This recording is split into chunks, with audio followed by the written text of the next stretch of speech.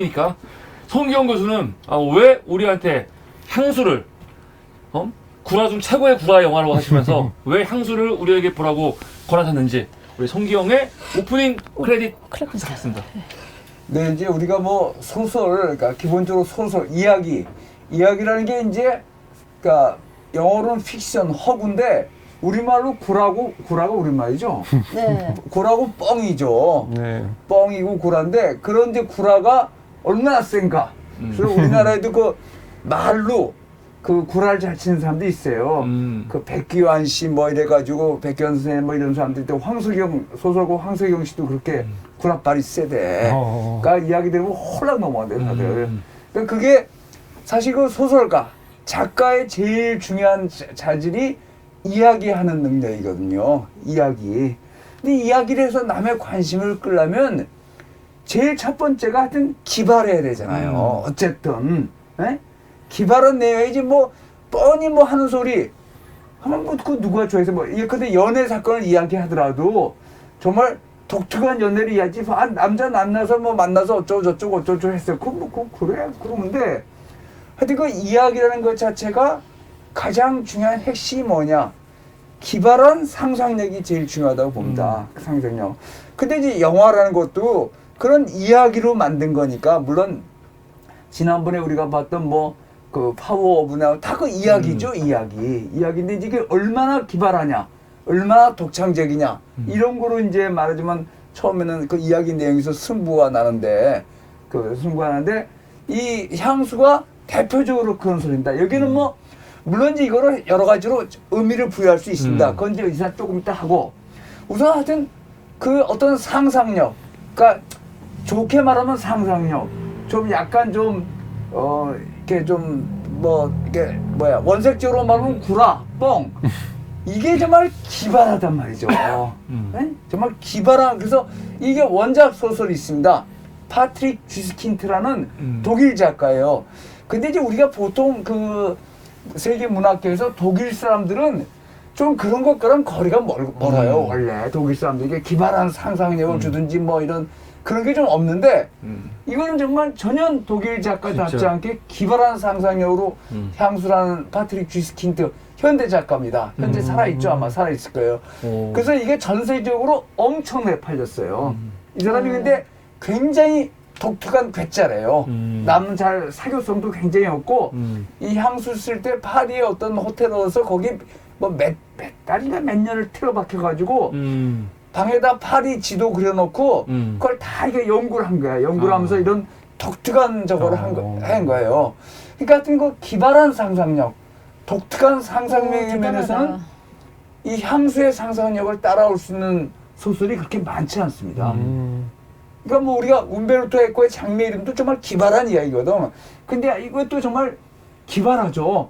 이게 뭐 역사적으로 이거를 가지고 역사적으로 사실이냐 아니냐 이런 걸 따지는 것은 촌스러운 짓입니다. 정말 기발한 상상. 그러니까 이야기를 들으려면 우리가 누가 이야기를 하려면 얘가 재밌어야 듣잖아요. 근데 그 재밌는 게 제일 첫 번째가 상상력이라고. 얼마나 이야기를 잘 꾸려냈냐. 옛날에 뭐 애가 우는데 범이여 뭐 엉 울면 뭐 애가 안 운다. 거기서 시작했는데 그런 하여튼 그 상상력이나 독창적인 상상력의 면에서는 정말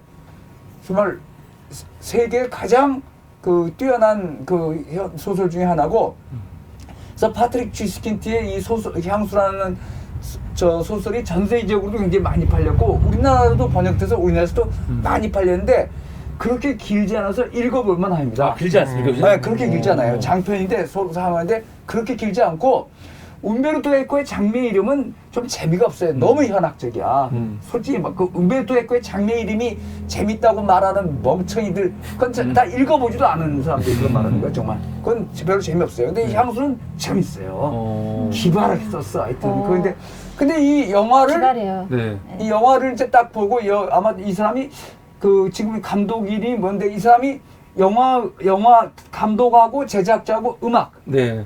영화 음악을 많이 만들었어요. 그러니까 이 음악도 본인이 직접 자기 사람들하고 같이 만들었어요. 그래서 이 사람이 이제 우여곡절 끝에 이것을 사서 만들었는데 파트릭 쥐스킨트는 영화 작업에는 전혀 참여하지 않았는데 비교적 소설을 잘 옮겼어요. 비교적 소설을. 그러니까 소설의 수준을 그렇게 떨어지지 않게 비교적 잘 옮겼습니다. 이게 참 쉽지 않죠.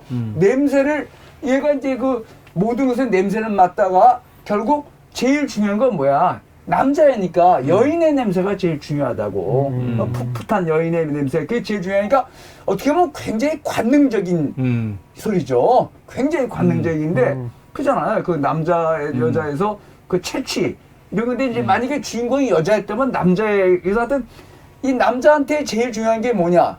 사실 여성이잖아. 여성이 제일 그런 남녀가 이렇게니까. 근데 거기를 다른 것보다는 이 냄새로 몰고 간 거예요. 그래서 그러니까 역사상 최고의 향수를 얻기 위해서 그 아까 어국장에 말하다가 이제 그건 진짜인지 아닌지 모르죠. 이집트에서도 이제 향수를 만들었는데 12가지를 만들었는데 나머지 한 가지가 없었다. 그래서 12명의 여인을 살해해서 만든 거랑 마지막에 제일 예쁜 애 그걸 만들어서 13개에서 만드는 그 향수는 세계를 뒤집어 버리는 거야. 그러니까 살인자도 천사처럼 보이게 하고 그냥 완전히 거기 모인 사람들을 광란의 집단으로 만들 수 있는 그런 무서운 힘을 가졌다는데 하여튼 그 내용의 줄거리가 이 영화가 소설을 비교적 충실하게 잘 옮겼어요. 그 당시 18세기 파리의 시대상 대표적인 게 이제 우리가 뭐 미라보 다리, 파리 다리를 몇 가지 아는데 그 유럽의 많은 중세 다리에는 거기 상점들이 있었어요. 그래서 실제로 그게 하중 문제가 있어가지고 무너지고 그런 사고도 있었어요. 아 여기 무너지는 장면이 그런 장면이에요. 실제로 그 진짜 유럽의 날밤에. 다리에는 이 상점들이 있어가지고 그러네, 실제 다리에. 지금도 있죠. 그러니까 피렌체의 그 폰테 베키오도 거기에 지금 가면 상점들이 그 네, 다리에 그대로 맞아요. 있어요. 네. 보석상도 많고 그런데 다리에. 실제로서 그런 역사적으로 고증도 많이 했어요. 그 뭐 풀무제라는데 애들 저거 하고 그다음에 이제 파리에서 그 애들 낳으면 되게 갖다 버렸다고 실제로 그렇잖아요.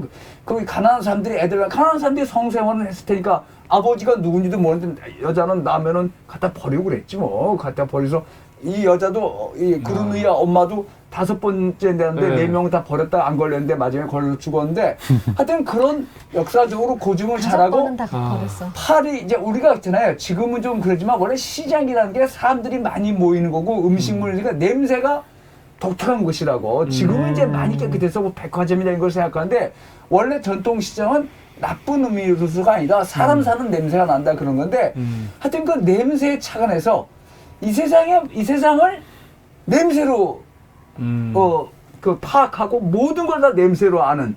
근데 그 가장 중요한 냄새가 뭐냐?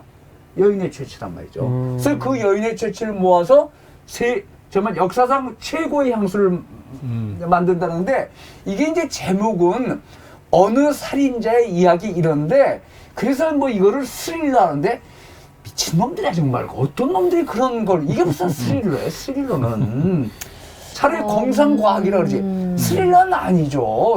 전혀 스릴러는 아니죠. 스릴이 느껴지던데 좀. 아이 스릴러는 뭐야. 그걸 찾아오는데 이거는 뭐 오로지 그런 세계의 죄가 굉장히 어떻게 보면 관능적이고 야한 이야기입니다. 맞아요. 남자애가 모든 것을 다 향수로 태어나자마자 시장에 향수를 냄새를 맡기 위해서 생선시장 그 비린내 때문에 얘가 운다고 그래서 살았죠. 그 다음에 계속 그래서 향수를 만들게 되는데 결국 뭐냐? 최고의 향수가 뭐냐? 최고의 냄새가 여인의 향. 여인의 향수란 말이죠. 여인. 그래서 그 여인을 다 죽여서 그 뭐 이 살갗하고 머리를 다 벗겨가지고 그렇게 만드는데 어떻게 보면 굉장히 원색적이고 본능적인 이야기라고요. 그렇잖아요. 근데 이제 지금은 우리 이제 많이 그런 게 약해졌죠. 지금은 남자가 연애할 때 냄새로 그렇게 안 하잖아. 되게 뭐 얼굴 보고 뭐 그런 거라 따지는데 어떻게 보면 굉장히 본능적이고 관능적인 면이 있어요. 근데 그걸 잘 영화로 만들어서 마지막 이제 제일 중요한 장면이 뭡니까? 향수를 만들어서 그 향수를 만들면 정말 천당을 지옥을 천당으로 만들 수 있는 향수를 만들었는데 만들어가지고 이제 사형수로가 됐는데 그 향수를 뿌리기 시작하니까 모든 사람들이 이 사람을 다시 살아난 예수로 천사로 저거 하고 그 이제 그 광란의 장면 그건 어떻게 했냐? 그 댄스단이 있어요. 한 발레단이 50명 되는 발레단을 중심으로 해서 그 동네 주민들이 다 모여서 실제로 그렇게 연기를 한 거야. 동네 주민들이요? 그 동네? 마지막에 다 모여들 때. 거기가 어디야? 그라스 말고 이게 정말 어디서 했다더라. 근데 그 장면 어디서 했는데 이제 그 프로페셔널한 댄스단을 중심이 돼서 동네 사람들이 다 나와서 옷 벗고 한 거예요. 아. 재밌었겠다. 그러니까 그래서 재밌어? 동작이 그치. 예쁘더라. 그러니까. 동작도 예쁘고 사실 어떻게 보면 음. 우리가 이제 가장 원초적인 상태가 그거 아니에요. 네. 거기 뭐 꼭 남녀끼리 연애하는 것만 아니야. 여자 남자 뭐 누구를 가지 않고 그런 게 있잖아요. 사람들한테 그런 게 근데 지금은 이제 그래서 이제 이게 소설을 들으면 그 다음날이 됐어. 다들 정신이 멀쩍 들고 길에서도 사람 만나면 그냥 대충 피해서 가고 너무 창피하니까. 근데 어떻게 보면 그게 뭐 일종의 에덴 동산이고 그 이에로나무스 보스라고 그 프랑드르 화파에 유명한 화가 있는데 거기 이제 그런 그 지옥도 그다음에 이승도 천국도가 있는데 이승도가 그런 거라고 쾌락의 향연 그런 거를 그러니까 그걸 보고 있는데 하여튼 재밌게 찍었어요. 그거를 실제로 발레단들을 다 동원하고 그다음에 그 동네 주민들이 다 나와가지고 500명쯤 나왔대요. 그래서 실제로 다 그 옷을 벗은 거야. 대박. 실제로. 아니 그러니까 동네 주민들한테도 되게 새로운 경험이었을 것 그렇죠. 같아요. 그렇죠. 너무 재밌었을 것 같아요. 왜? 그렇죠. 아니야? 그런 게 아닙니까? 사실 인간의 아니에요. 재밌을 것 같아. 본능적이고 원초적인 건데 그거를 죄악시하고 이런 건 아니죠. 그러니까 다 봤는데 뭐. 그리고 이제 마지막에가 제일 결정적이죠. 우리가 이제 마지막에가 그 예수나 뭐 이런 것들을 너무 사랑하니까 거기 파리 시장에 그 하층민들이 완전 잡아먹고 뜯어먹은 거야 다. 그래서 그냥 흔적도 없이 사라져버린 거예요. 그것도 상당히 충격적인 암시라. 그러니까 우리가 예수님이 어떻게 죽었어요? 십자가에 못 박혀 죽고 예수가 어떻게 되면 어떻게 돼? 자기 내 살은 뭐? 성찬처럼. 빵은 내 살이요, 피는 포도주는 내 피다. 그거랑 굉장히 빗댄 이야기를 하고 그거를 개념해서 어떻게 보면 굉장히 관능적이고 종교적인 영화라고 볼 수 있어요.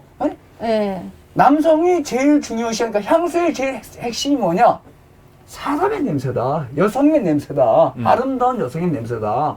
그 굉장히 관능적이고 원초적인 이야기라고. 사실 원초적인 이야기고 그다음에 이제 그런 그 과정이 이 향수가 세계를 다 뒤바꿀 수 있는 거야. 천당을 지옥으로, 지옥을 천당으로, 악마를 예수로, 예수를 악마로 만들 수 있는 예수인데 뭐냐? 본인 자신은 냄새가 없는 거예요. 그러니까 냄새가 없는 사람은 누구한테 그 냄새가 좋든 나쁘든 누구한테 사랑받지도 못하고 사랑할 수도 없는 거야. 그러니까 자기한테 머리를 부숴서 맞으면 저기 자살을 하는 거예요. 그러니까 폭탄 테러를 하는 거야, 자기 자신이. 그게 그거예요. 마지막에 그 나이 자기가 처음에 그 파리에서 풋풋한 자두 파는 아가씨를 봤을 때 걔를 사랑하고 싶은데 그 여자애는 얘를 전혀 느끼지를 못하고 왜냐면 냄새가 없으니까. 맞아요. 그러니까 사람이 아니야.